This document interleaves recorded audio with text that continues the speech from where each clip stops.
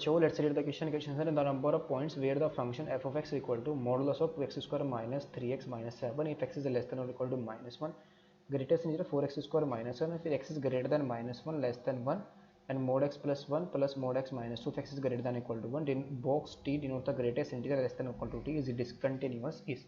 तो number of points बताने इस फंक्शन के जहाँ पर ये क्या हो, डिसकंटिन्यूअस हो. उसको सोल्व करने के लिए जो की कॉन्सेप्ट हम यूज़ करेंगे क्वेश्चन के अंदर, की concept is if function f of x is said to be continuous at x is equal to a if and only if limit x tends to a f of x हमारी किसके equal आ जाए, f of a के equal आ जाए, यानी कि उस point पर function की हमारी लिमिट एग्जिस्ट कर जाए और वैल्यू ऑफ फंक्शन के इक्वल आ जाए. तो क्वेश्चन के अंदर हमें गिवन है, given that f of x is equal to modulus of 2x square minus 3x minus 7. ये कब है, जब x इज लेस देन और इक्वल टू माइनस 1 है, और greatest integer 4x square minus 1. ये कब डिफाइन है, जब x हमारा लेस देन 1 और ग्रेटर देन माइनस 1 है. फिर mod x plus 1 plus mod x minus 2. ये कब है, जब x is greater than equal to 1 है. तो अगर x हमारा लेस देन 1 है तो ये continuous function less than minus 1 के लिए ये कंटिन्यूस फंक्शन, और जब x हमारा ग्रेटर देन 1 हो तो ये भी कंटिन्यूस, ये भी कंटिन्यूस. तो कंटिन्यूस फंक्शन इज कंटिन्यूस. तो हमें चेक कहाँ पर करना है, 1 पर और माइनस 1 पर. और कहाँ पर ये ग्रेटेस्ट इंटीजर फंक्शन है, जहाँ पर ये इंटीजर वैल्यू, यानी कि जिन जिन पॉइंट्स पर x हमारा इंटीजर होगा उन पॉइंट्स पर हमें चेक करना होगा ये फंक्शन हमारा कंटिन्यूस होगा या नहीं. तो ये जो इसको चेक कर लेते हैं कहाँ पर इंटीजर वैल्यू ले रहा है. So now 4x square minus 1 is integer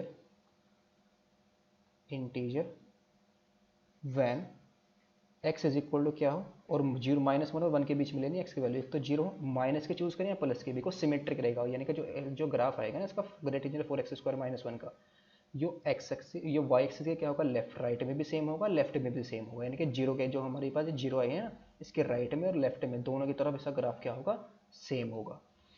तो 0 और फिर क्या आएगा, प्लस माइनस का 1/2. इस पर भी इंटीजर वैल्यू लेगा, प्लस माइनस के 1/√2 यहाँ पर भी इंटीजर वैल्यू लेगा, या प्लस माइनस के √3/2 यहाँ पर भी इसकी इंटीजर वैल्यू आएगी. और इसके अलावा कोई भी पॉइंट ऐसा नहीं मिलेगा जहाँ पर ये हमारी इंटीजर वैल्यू ले इस इंटरवल के अंदर. तो ये पॉइंट्स हमें टोटल 7 पॉइंट्स मिले. लेकिन 0 पर ऐसा होगा, 0 पॉइंट हमारा ऐसा है जहाँ पर ये जो फंक्शन है ये कंटिन्यूस होगा, ग्रेटेस्ट इंटीजर. ये ग्रेटेस्ट इंटीजर क्यों कंटिन्यूस होगा, बिकॉज 0 पर इसकी वैल्यू कितनी है, -1. और 0 और 1/2 के बीच में वैल्यू भी क्या लेगा, -1. और लेफ्ट में भी राइट में भी सेम वैल्यू लेगा, बिकॉज ये सिमेट्रिक रहेगा. यहाँ पर एक्स स्क्वायर ये ग्राफ ये जा रहा है ना हमारा एक्स स्क्वायर, ये ग्राफ को सेम रखेगा. यानी कि जो राइट में हमारा ग्राफ आएगा ना एक्स एक्सिस वाई एक्सिस के, यानी कि जो हमारा ये 0 है ना, 0 पर वैल्यू कितनी आ रही है, -1. और ये हमारा अगर 1/2 है तो 1/2 और -1/2 इसके बीच में जो इसका ग्राफ रहेगा ये ऐसा कुछ रहेगा, यानी कि सिमेट्रिक. तो 0 पर तो फंक्शन यहाँ से हमें क्या कह सकते हैं, जो फंक्शन यानी कि greatest integer 4x square minus 1 is continuous at x is equal to 0 पर कंटिन्यूस होगा, बिकॉज 0 पर इसकी वैल्यू कितनी, वैल्यू क्या आ जाएगी, 0 आ जाएगी. 0 पर वैल्यू कितनी है इसकी, -1 है, और माइनस ये हमारा कितना है, -1/2. तो -1/2 से 0 और 0 से 1/2 ग्राफ इसका क्या रहेगा, सेम रहेगा बिल्कुल. यानी कि यही वैल्यू आएगी, -1 ही वैल्यू आएगी इसकी. कोई भी वैल्यू अगर हम यहाँ पर 1/3 पुट करते हैं ना तो 4/9, तो ये वैल्यू हमारी 0 और -1 के बीच में आएगी. तो वहाँ से हमारे पास क्या आ जाएगा, वैल्यू इसकी ग्रेटेस्ट इंटीजर की -1 ही आ जाएगी. यानी कि -1/2 टू 1/2 के बीच में इसकी वैल्यू हमेशा क्या रहने वाली है, -1. तो इसी वजह से, और 0 पर भी वैल्यू कितनी आ रही है, -1 ही आ रही है. तो फंक्शन हमारा क्या हो जाएगा, कंटिन्यूस हो जाएगा 0 पर. तो अब हम इसके अलावा जो हमारा 1/2 टू 1/√2 यहाँ पर फंक्शन हमारा डिसकंटिन्यूस होगा, बिकॉज 1/2 पर डिफरेंट वैल्यू ले रहा है और 1/√2 पर डिफरेंट. और इसके लेफ्ट में और राइट में फंक्शन का ग्राफ सिमेट्रिक नहीं होगा, एक जैसा नहीं होगा, लेफ्ट में अलग होगा, राइट में अलग होगा. ये हमारी 0 की बात हो गई.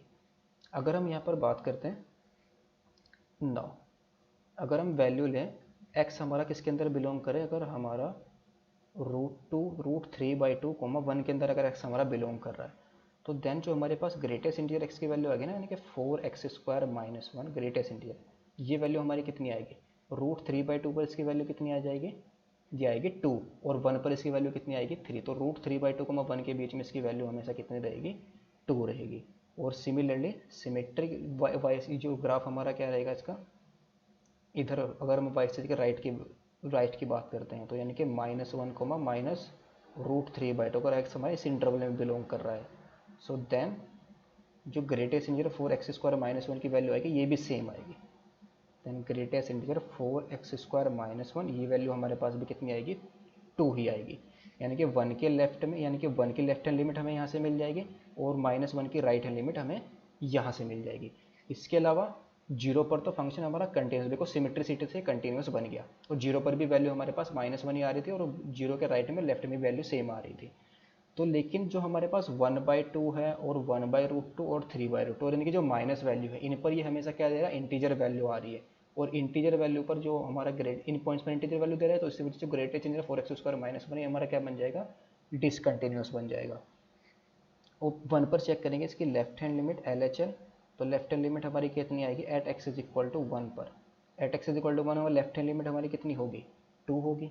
और RHL हमारी कितनी आएगी, RHL हमारे पास यहाँ से निकल जाएगी, यहाँ पर जब हम पुट करेंगे 1 की, तो 1 + 1 2, और 2 - 1 कितना आएगा -1, तो यहाँ से हमारे पास कितना आ जाएगा 2 + 1 दैट इज़ 3 आ जाएगी RHL। तो दोनों की दोनों डिफरेंट आ गई, तो दिस इम्प्लाइज f(x) हमारा क्या आ गया, f(x) is discontinuous eight x = 1 पर। अगर हम -1 पर चेक करें एट x = -1, तो लेफ्ट हैंड लिमिट हमारी कितनी आएगी, ये हमारा -1 है, एट x = -1, तो -1 पर लेफ्ट हैंड लिमिट हमारी किससे मिल जाएगी, इस वाले फंक्शन से, तो इसमें -1 पुट कर देंगे डायरेक्टली, तो कितना आ जाएगा 2 + 3 5 -7, तो -2 का मोड कितना आ जाएगा 2, तो लेफ्ट हैंड लिमिट 2। और RHL हमारी कहाँ से मिल जाएगी, ग्रेटेस्ट इंटीजर से मिल जाएगी, यानी 4x² - 1, तो -1 के राइट में इसकी वैल्यू कितनी आ रही है 2, तो राइट हैंड लिमिट हमारे पास कितनी आएगी, यहाँ से 2 ही आ जाएगी। और f(-1) भी हमारे पास कितना है 2, तो यहाँ से जो f(x) है हमारा क्या आ गया, is continuous at x = -1, so therefore and जो ग्रेटेस्ट इंटीजर 4x² - 1 है इज डिसकंटिन्यूअस एट, कहाँ पर डिसकंटिन्यूस होगा, एक तो 1/2 पर डिसकंटिन्यूस होगा और फिर -1/2 पर भी डिसकंटिन्यूस होगा, बिकॉज 1/2 और 1/√2 के बीच में इसकी वैल्यू हमेशा क्या रहेगी 0 रहेगी, और 1/√2 to 3/√2 के वैल्यू बीच में इसकी वैल्यू कितनी आ जाएगी 1, और 3/2 से 1 के बीच में इसकी वैल्यू कितनी आ जाएगी 2, यानी कि जंप कर रहा है हमारा ग्राफ, ग्रेटेस्ट इंटीजर का ग्राफ स्टेप फंक्शन की तरह बिहेव करता है, स्टेप की तरह। तो ये जो कहाँ पर डिसकंटिन्यूस होगा, प्लस माइनस के 1/2 पर डिसकंटिन्यूस हो जाएगा, जब 2 पर है तो इधर भी लेफ्ट में भी राइट में भी सेम रहेगा इसका ग्राफ, वाई एक्सिस के लेफ्ट में भी सेम रहेगा इसका ग्राफ ग्रेट इंटीजर 4x² - 1 का। तो यहाँ से 1/2 पर डिसकंटिन्यूस आ जाएगा, और प्लस माइनस के 1/√2 पर डिसकंटिन्यूस आ जाएगा, प्लस माइनस के √3/2 पर डिसकंटिन्यूस आ जाएगा। तो दिस इम्प्लाइज, अगर ये हमारा ये तो f(x) के अंदर ही आ रहा है ना फंक्शन, तो टोटल पॉइंट ऑफ डिसकंटिन्यूटी कहाँ पर मिलेगी, तो जहाँ पर ये हमारा डिसकंटिन्यूस है तो f(x) भी हमारा वहाँ पर भी डिसकंटिन्यूस हो जाएगा। तो कितने पॉइंट्स है टोटल, ये 2, 2, 4 और 2, 3, कितने आ गए 6 आ गए, 2 + 2 + 2 6, और एक 1 पर डिसकंटिन्यूस, तो टोटल पॉइंट ऑफ डिसकंटिन्यूटी कितनी आ गई 6 आ गई। तो टोटल पॉइंट्स ऑफ डिसकंटिन्यूटी ये हमारे पास आ गई 6 + 1 that is 7 points of discontinuity हो गई इस function. Hope you understood it well, best of luck, thank you.